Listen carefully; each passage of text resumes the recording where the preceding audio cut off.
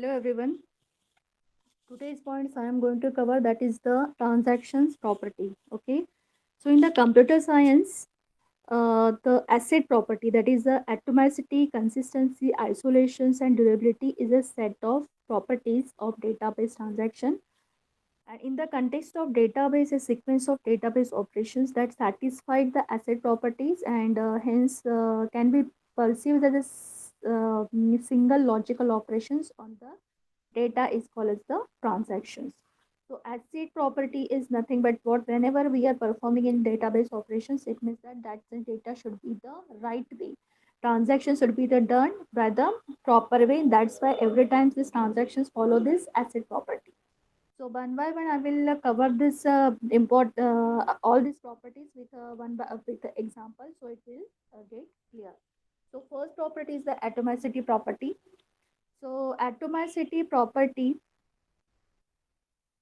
First, we will say why it is the important of the asset properties because the transaction in a database is a small unit of the program and which contains several row-level stacks, and this property is guaranteed that database transactions are processed reliably. Okay, it is very important that the data transaction should be the reliable. So first property, what the first property says that atomicity define that all the operations of the transactions are either executed or the none.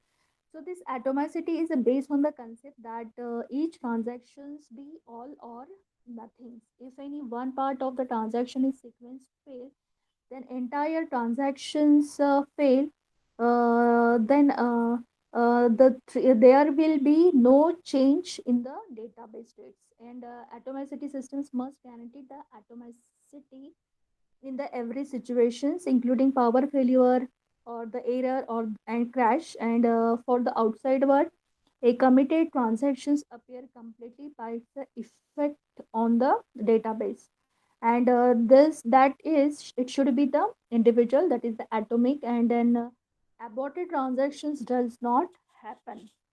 So this property state that either all the operations contained by the transactions are done successfully or none of them complete at all. The main maintenance the consistency of data, the property is very useful. So in short, this property defined that all the operations of the transactions are either executed or none, and atomicity is also known as all or nothing. It means either programs the operations or not the perform at all, and it is the maintained by the presence of deadlock, CPU failure, disk failure, database, and the applications software failure, and it can be turned off at the systems level and the session level. So this is one example or related with this atomicity properties that suppose we are considering the transaction T consisting of T1 and T2, okay, and transfer of 100 from the account X to account Y. So this account X account having the money 500, where the Y have account having the balance 200. Okay, so if the transaction fails after the completions of T1, this is your T1 transactions, and suppose the transaction fails after the completions of T1 but before the completions of T2. Okay, it means that after the X, after this is the X, but before the Y. So this is the after so T1 is successfully completed the X operations, writing operations, and this is the sorry, before the write operations. Then amount has been deducted from the X but not added to the Y, and this is an inconsistent state. Therefore, the transactions must be executed entirely in order to ensure the correctness of the database.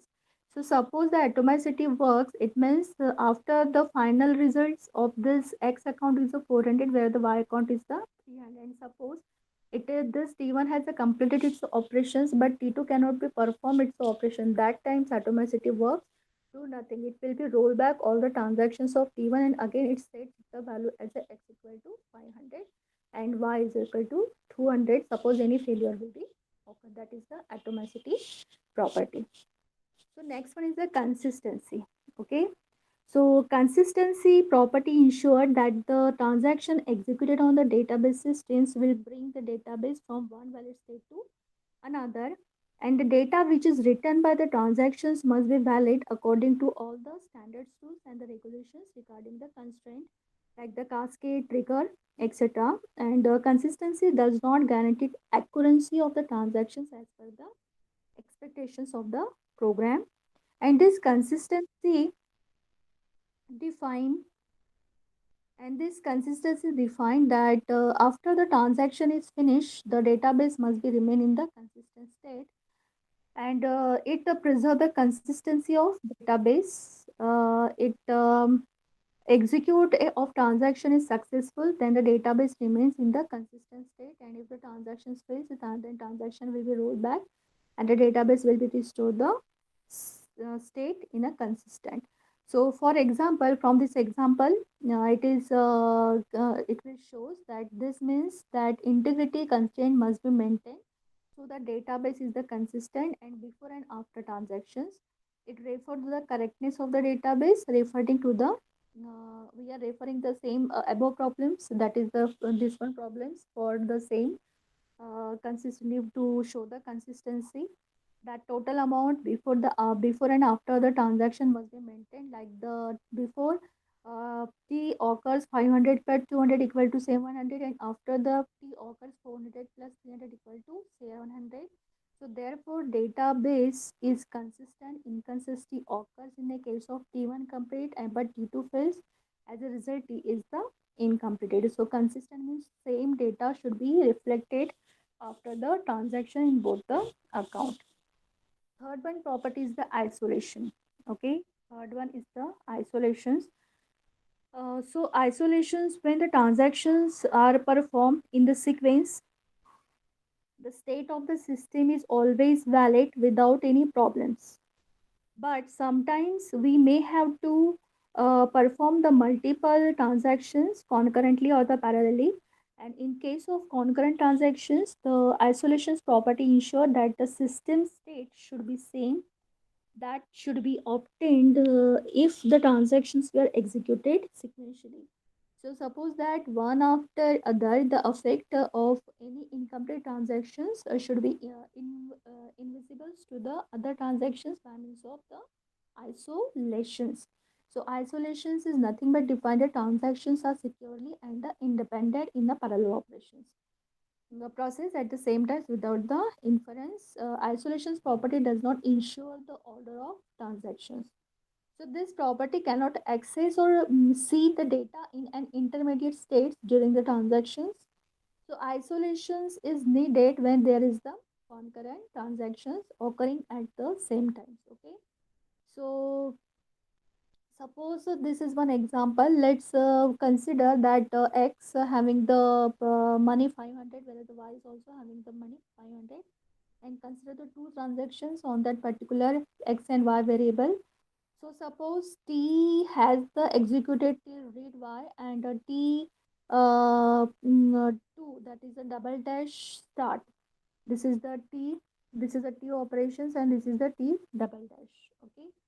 So suppose the T has been executed till the read Y, and then T double dash starts. As a result, interleaving of operations takes place due to the T double dash reads correct value of X but incorrect value of Y, and some computed like some computed like X plus Y equal to 50, where the it is the value of final value is the 000 plus 500 equal to 50, and thus it is not consistent with the sum of at the end of the transaction, because t is equal to x plus y equal to 50, that is the 0 plus 550 equal to 50, 450.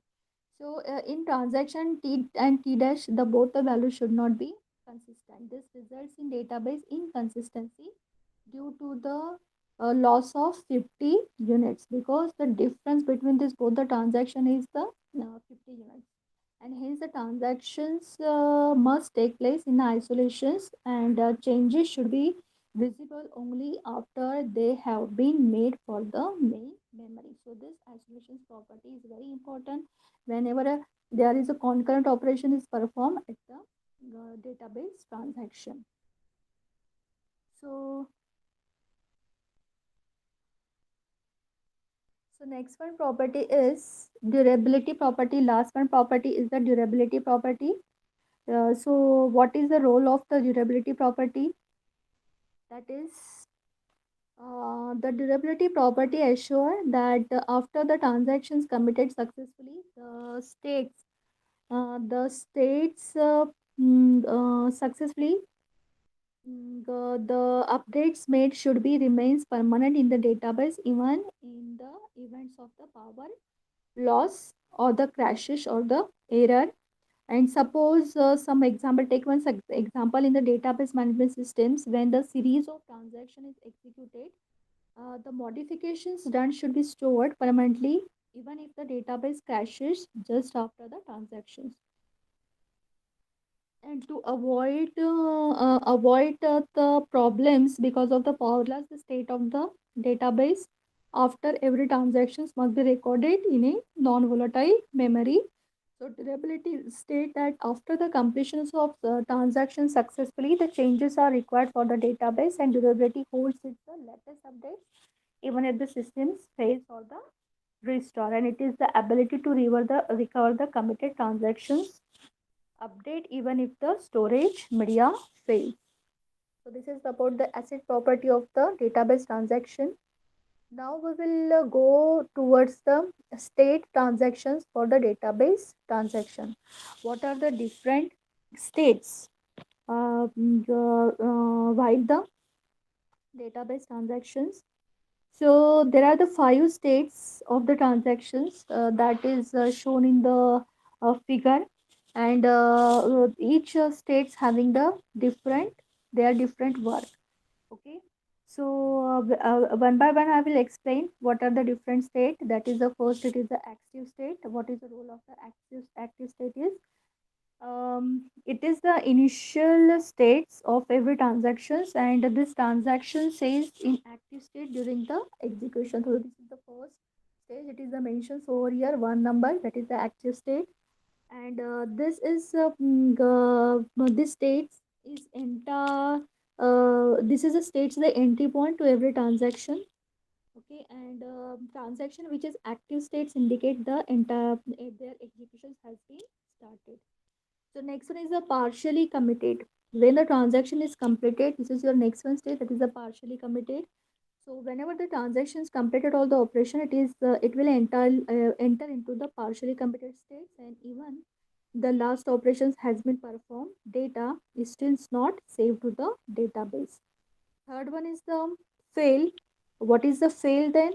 Fail is the state defined that the executions has the transactions can no ignore proceed further. Okay, if the executions of the transaction cannot proceed due to the failure of the systems or the failure in the database, then the transactions is said to be the fail state. Okay, so this one is the your fail state. This is your fail state. Then next one is the abort. So abort state define the transactions has rollback and the data is being restored to the consistent state. So in the case of the failed transactions, the modifications done in a database during the transactions proceeding must be rolled back to ensure the atomicity and the consistency of the database. And these transactions enter into the abort this states after the rollback operation is performed, and it is the end of the transactions when any fault occurred. Okay, so this is your abort. This is the abort partially. After the partially committed, it is transferred into the abort state. Then next one is the committed, and this is the last one state. This is the 55th one state. This is the committed state. That it is the transactions data completely. It's the execution successfully. Then it is said to be the committed.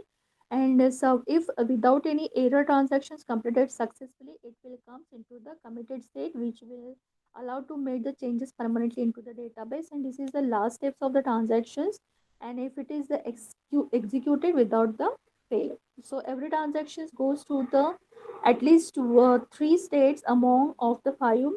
Either transactions may go through the active, partially committed, committed, or through the active, fail, abort, or through the active, permanent, committed, fail, abort. So this way your transaction is go through the these stages.